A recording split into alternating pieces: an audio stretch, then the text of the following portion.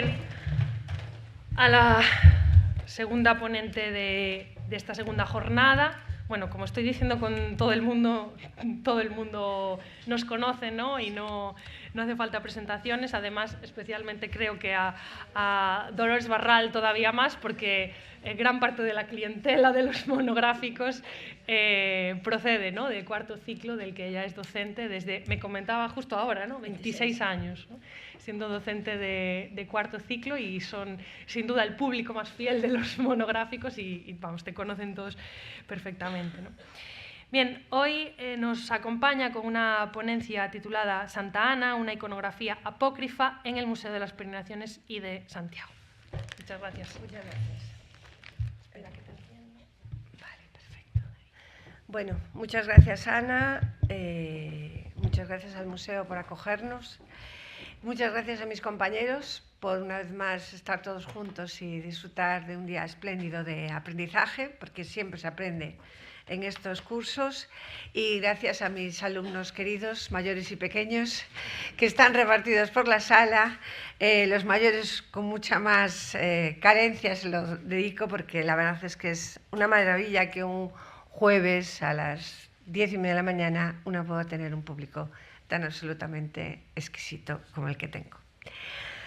Bien, yo creía que mi intervención, y digo, ¿cómo vamos a hacer? Porque mi cuadro es muy pequeñito para cuando lo vayamos a ver. Pero claro, después de ver el cáliz de Ana, digo, no, pequeñito es el cáliz de Ana. O sea, mi cuadro al lado del cáliz, digo, es que allí cómo me voy a desenvolver yo. Entonces, claro, después de Ana, pues una dice no. Y de Ana a Ana vamos a hablar de Santa Ana, ¿vale?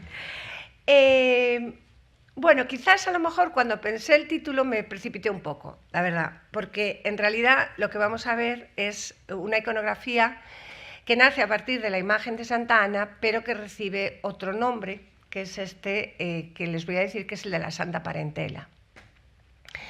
Para hablar de la Santa Parentela, sin embargo, es necesario hablar de Santa Ana.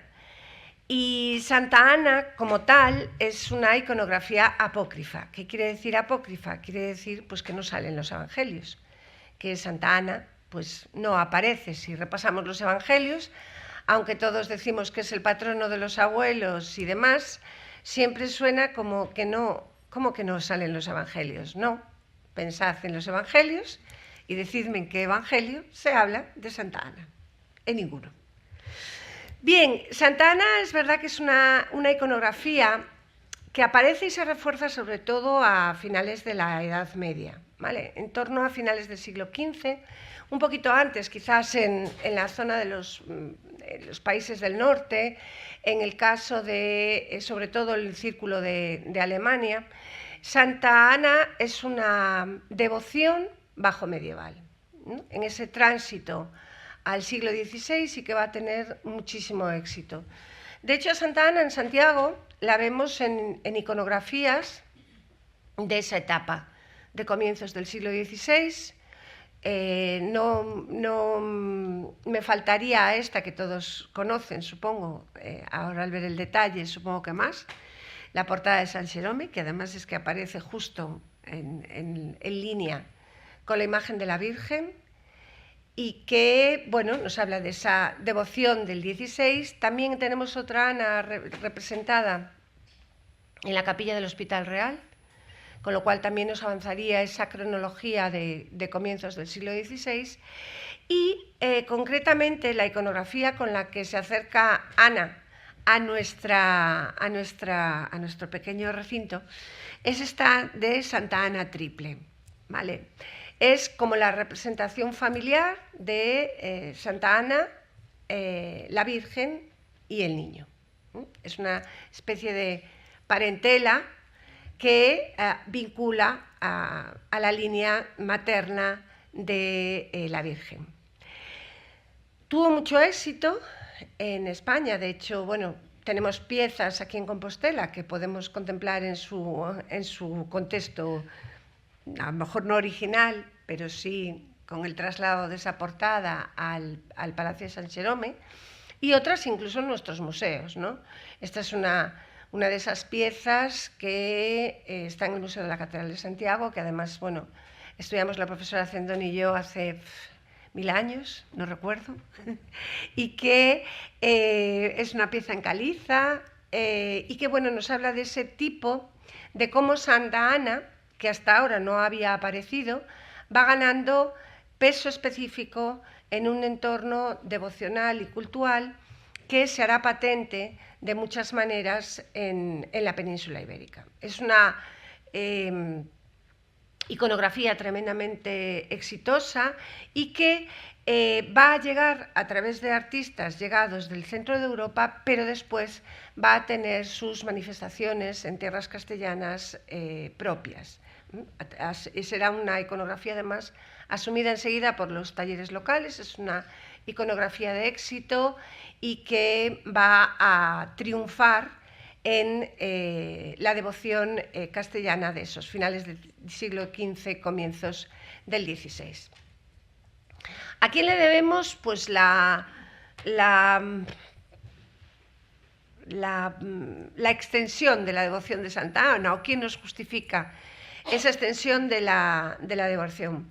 Bueno, pues hay un personaje que es Jacopo della Voragine o Jacobo de la Vorágine, que es un dominico, es arzobispo de Génova y a mediados del siglo XIII recopila todas las vidas de santos y mártires que aparecen no solo en los evangelios, sino también en los apócrifos y en distintos textos que no tenían por qué ser de carácter eclesiástico.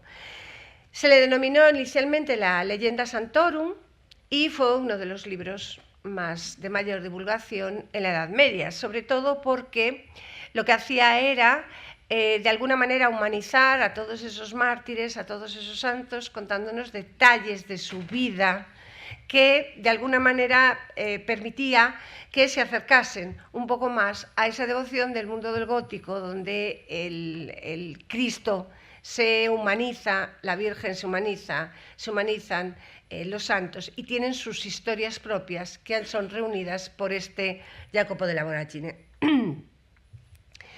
La historia de Santa Ana aparece recogida en este texto y, bueno, ¿por qué su importancia? Pues dice, Santa Ana es el insigne árbol que produjo la rama en la que milagrosamente botó después de una yema divina.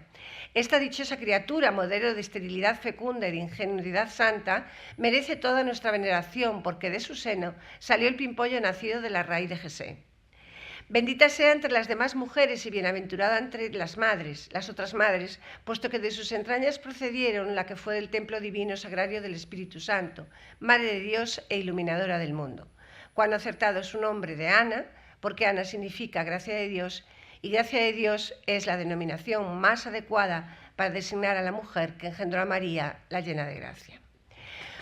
Hay dos elementos aquí a destacar. Una, el hecho de que sea modelo de esterilidad fecunda, que hace hablar de una virginidad también de Ana, que luego se mantiene en María, es decir, es una línea matrilineal virgen, y que le da un matiz bastante particular a esa genealogía de la Virgen, aislándola, ¿no?, de lo meramente carnal.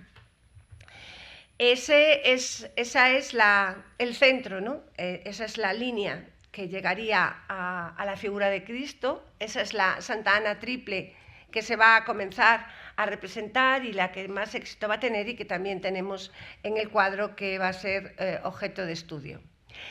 Sobre esta imagen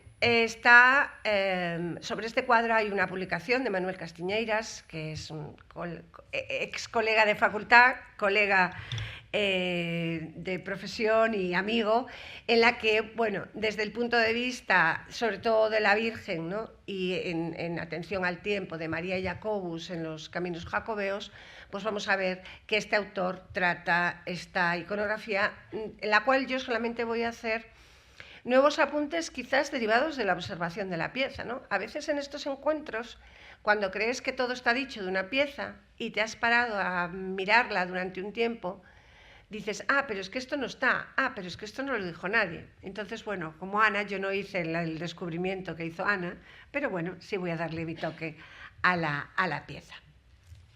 Bien, ¿cuántos personajes encontramos aquí? Pues encontramos un montón de personajes, ¿vale?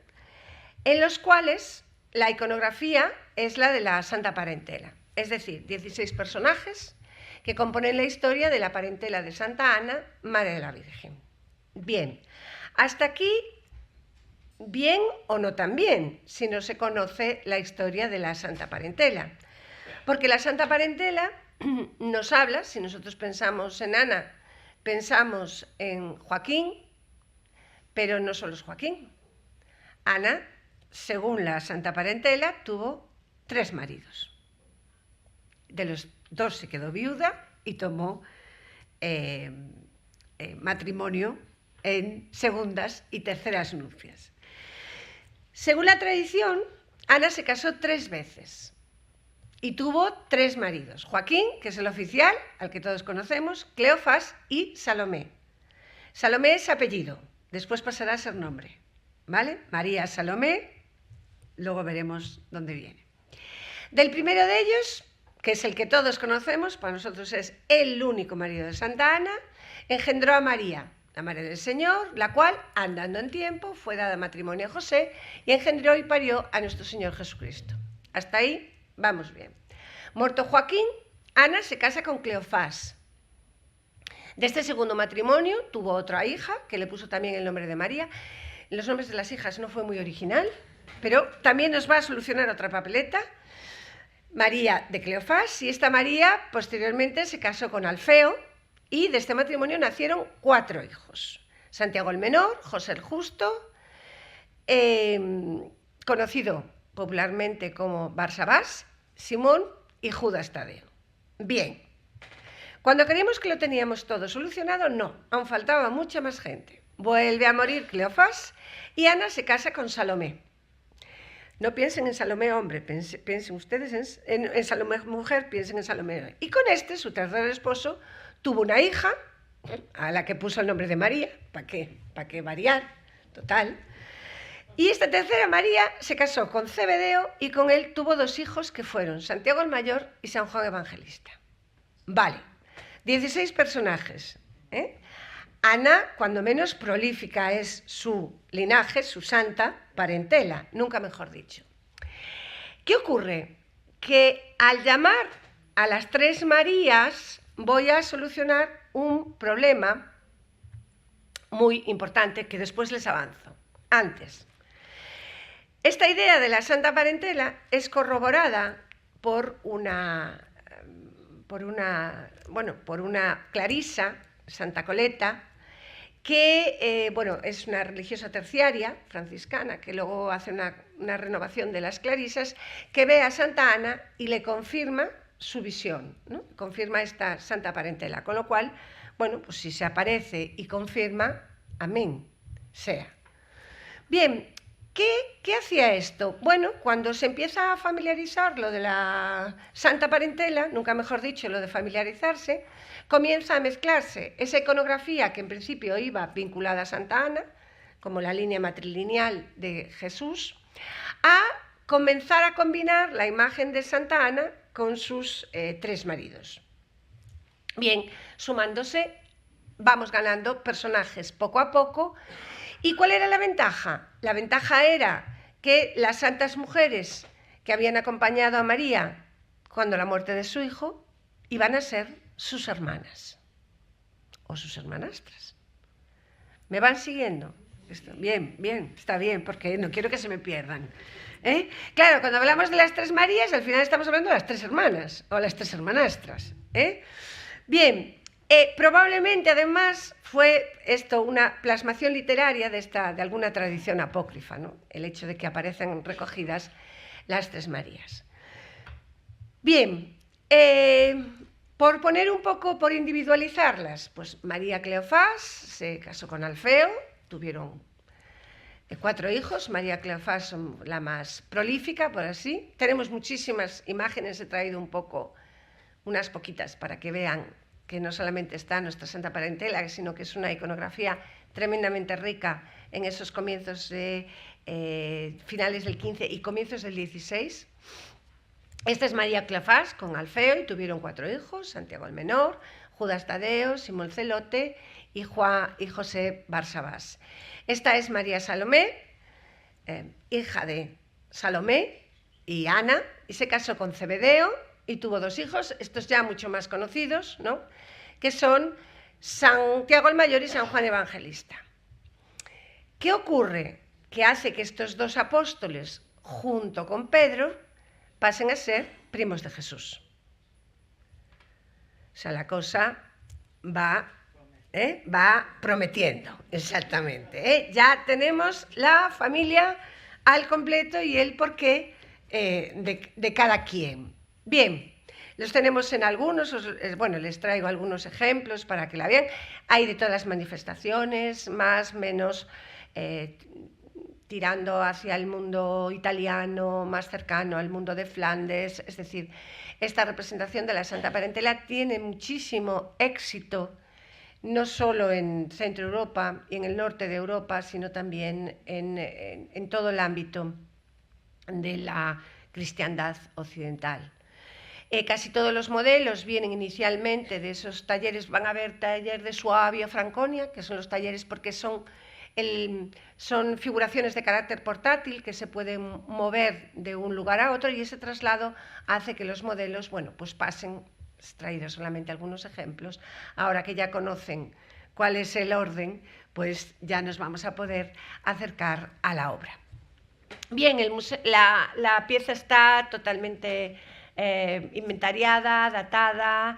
Quizás tan solo acercarnos a quién es ese autor, ese Cornelis van, nombre impronunciable para mí, que tengo poco de germano parlante, y que es esta pieza que vamos a ver en el Museo de las Peregrinaciones y que acompaña a otras obras del mismo autor muy similares, en cuanto a que se caracteriza sobre todo porque son composiciones muy dinámicas, el movimiento tanto de los trajes, son muy ricas, están muy llenas de detalles, como vamos a ver.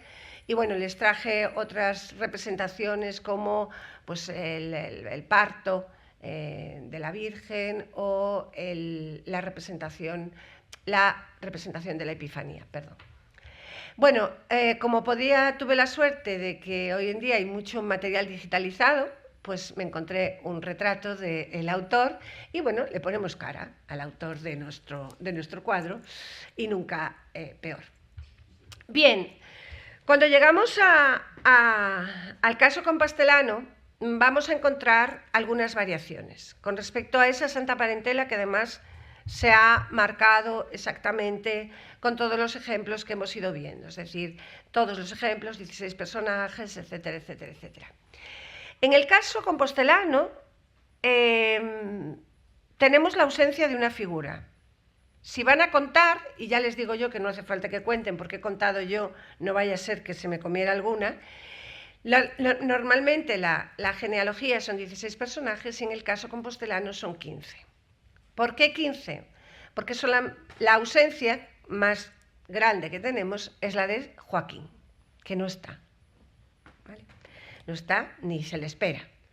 Porque en esa división que tenemos, la zona central, si se fijan, los 2 maridos secundarios de la Virgen de Santa Ana están a los lados del trono, la zona central está ocupada por esa representación del Padre y el Espíritu Santo, que también es única en las representaciones de la Santa Parentela que yo he ido revisando, ¿vale?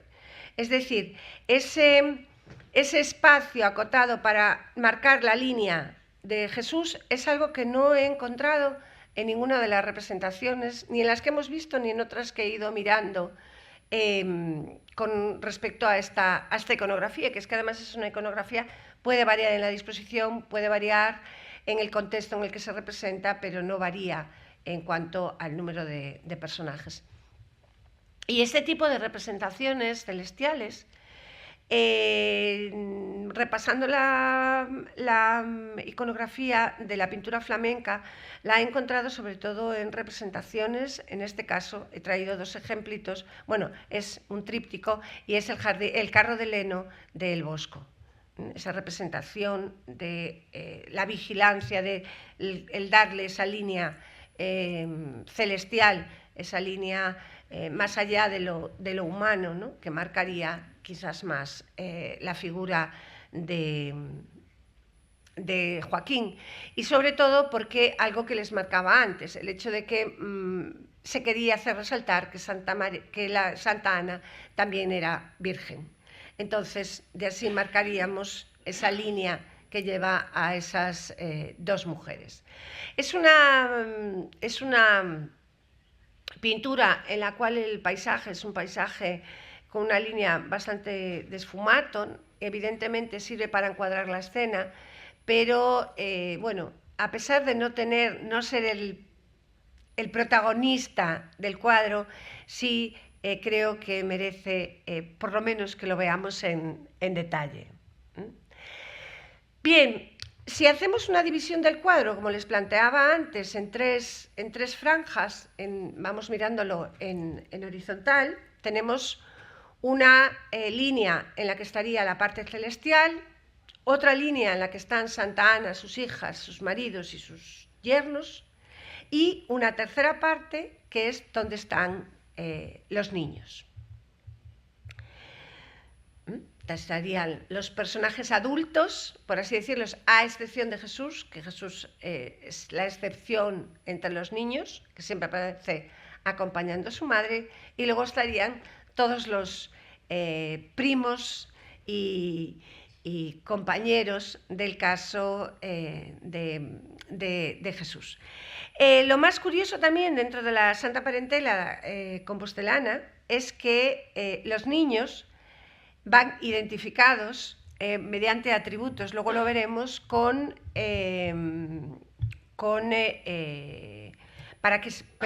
identificados con sus atributos.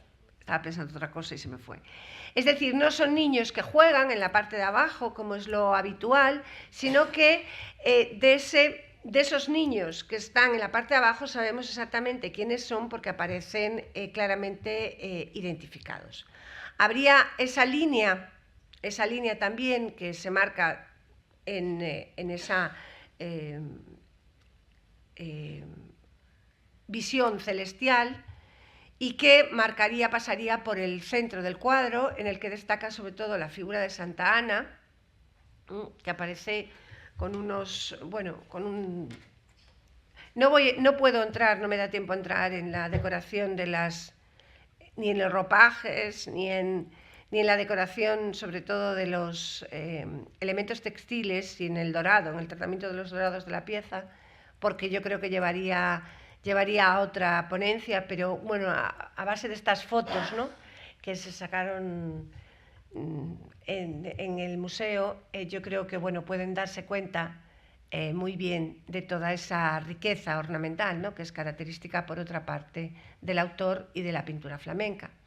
Como todos saben, los que están aquí, los que han sido mis alumnos, el hecho de que María sea la única que no aparece tocada, quiere decir que no está casada, está marcando su carácter virginal, de ahí que sea la única. Tiene detalles, como en esas pinceladas blancas del cabello, que nos hablan de la maestría del autor y que vamos a ver más adelante en un pequeñísimo detalle de la imagen de San Juan Evangelista. Bueno, si vamos a los dos lados, tenemos la línea de Cleofás, ¿no?, Alfeo y María, ¿no?, con sus 4 hijos, nos falta uno, ¿no?, vamos marcando la línea, que son los 4 hijos de María Cleofás, que son perfectamente identificados por lo que llevan acompañándoles. Santiago el Menor, con la maza del batanero, Simón Celote con esta sierra, elemento de su martirio, José Barsabás es el único que no tiene una identificación propia y por eso suele aparecer guiando con la cruz. Y San Judas Tadeo tampoco es la iconografía que más vemos en el sur, sino que es más bien una iconografía del norte, que es verlo acompañado, representado, ven que lleva como una nave en las manos y que alude a una ayuda que hace a unos navegantes a reparar su barco, y por otra parte también alude a las misiones por las cuales él, bueno, pues propaga la buenaventura de Cristo. Bueno, les traigo un detalle para que vean bien los niños que son hombres pequeñitos más que niños. Y luego está pues María Salomé, que se casa con Zebedeo. Salomé está aquí, padre, Zebedeo, y los dos hijos que Santiago el Mayor y Juan Evangelista se identifican perfectamente. Esta es María Salomé.